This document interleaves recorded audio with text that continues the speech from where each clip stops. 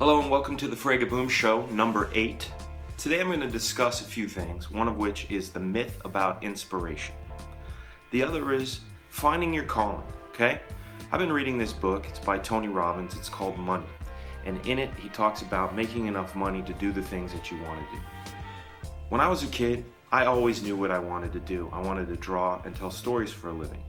But what I found out through time is not a lot of people have that ability to know what they want.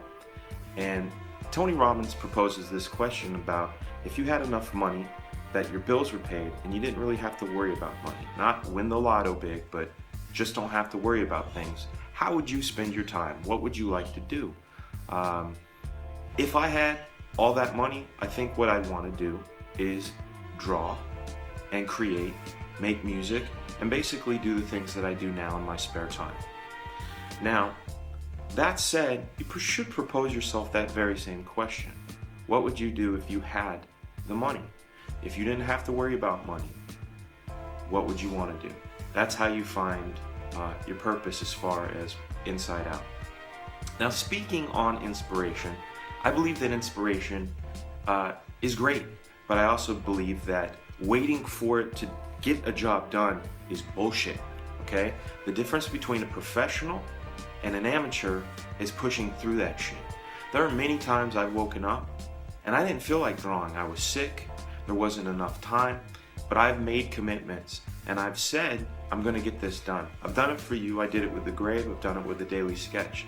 There are many times that I don't wanna do it or I don't feel inspired. But I'm gonna tell you something right now.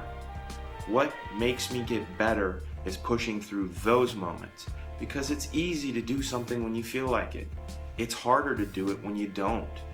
Now, speaking on that, there's something that we can do.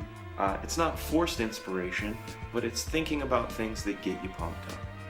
Do you remember the first comic book you ever bought? Not necessarily the one that got you into collecting, but the first comic you ever bought. For me, that was back in June of 1982. It was my 9th birthday.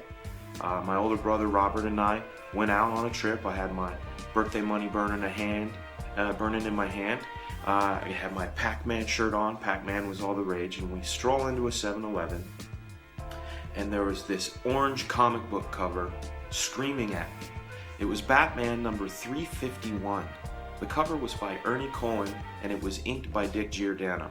The thing that was kind of crazy about it was Batman was howling into the moon, but he had vampire fangs. And I thought, man, I've never seen Batman like that before. And I picked it up and I read it, and it was magic.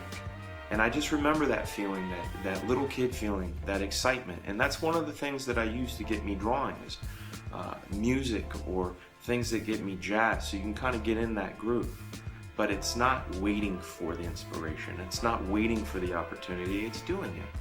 Now, I'm talking about that cover. That's going to be super piece number 4. I'm going to recreate that cover to the best of my ability using the Fragaboom style. So thank you for watching this episode. I'm going to get into it. You guys have a great one. I will see you soon. Keep drawing.